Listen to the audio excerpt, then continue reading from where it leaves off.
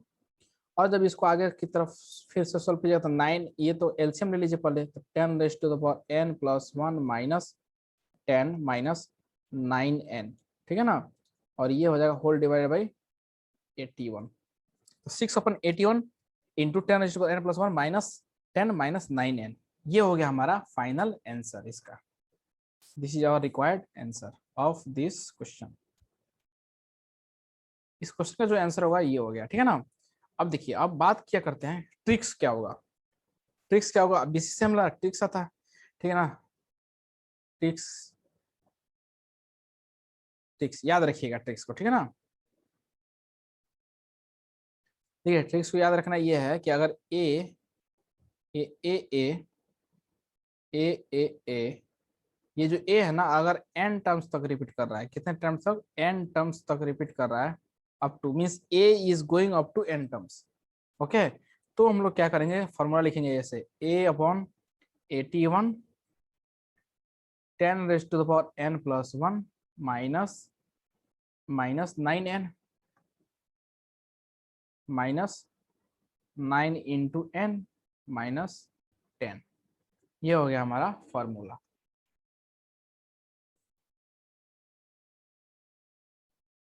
ये हो गया हमारा फॉर्मूला। आप बोलेगा सर ये फॉर्मूला तो यहाँ पे काम कर रहा है कि नहीं कर रहा है, देख लीजिए ए जो क्या है यहाँ पे 6 है, जो हमारा क्वेश्चन था, ओरिजिनल क्वेश्चन क्या था 6 था, तो एक जगह पर 6 रहेगा, 6/81 into 10 raise to the n plus 1 minus 9 and minus 10 equals to 0, ठीक है ना। अब इसी क्वेश्चन को अगर हम लोग दूसरे तरीके से देखते हैं, जैसे कि अगर मान लीजिए दूसरा क्वेश्चन हो, तो ये हमारा ट्रिक्स हो गया, ठीक है ना। जैसे एक जगह पर 6 रहेगा तो आंसर आ जाएगा, जैसे अगर पॉइंट में हो तो कैसे करेंगे सर, देखते हैं पॉइंट में अगर होगा यही सेम क्वेश्चन अगर पॉइंट में दे दिया जाए तो क्या करेंगे। क्वेश्चन जैसे मान लीजिए ऐसे हो जाए 0.6, ठीक है ना, तो आपको आई होप आपको ये चीज समझ में आ गया होगा। मैं और क्वेश्चंस को मींस सॉल्व करके दिखाऊंगा उसी शॉर्टकट फॉर्मूला से, ठीक है ना। देखिए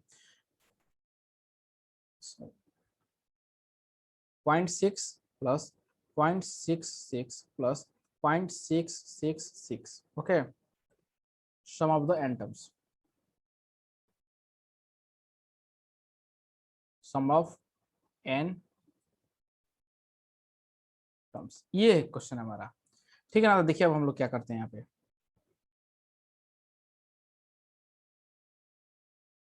मैं यहाँ पे क्या करने वाला हूँ, 0.6 पहले क्वेश्चन को लिख लेते हैं, 0.66 plus 0.666 up to sum of n terms.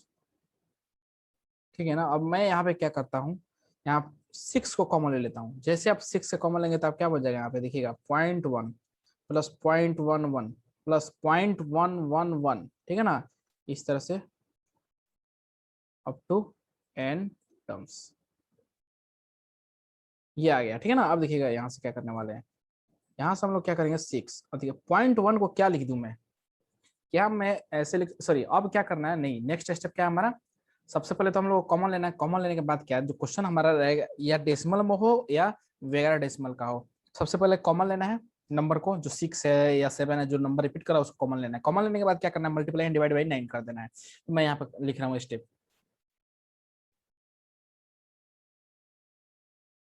Multiply and divide by 9, ठीक है ना। 9 से मल्टीप्लाई डिवाइड कर देते 6/9 हो गया। ठीक है, यहाँ पॉइंट, इससे 9 से मल्टीप्लाई करते क्या आ जाएगा, 0.9 आ जाएगा। इसमें क्या आ जाएगा, 0.99 आ जाएगा। ये क्या हो जाएगा, 0.999। ठीक है ना। कब तक होगा, अप टू n टर्म्स,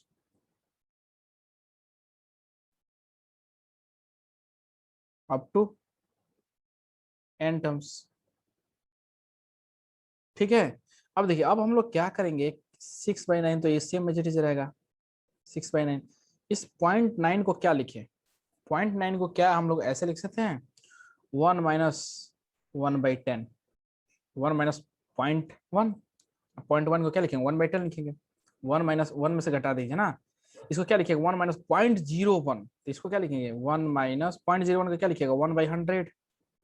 जब ये एलसीएम लीजिएगा ना तो आपको सेम आने वाला है। 0.99 को क्या लिखेंगे, 1 - 1, सॉरी 0.001, तो उसको क्या लिखेंगे, 1/1000।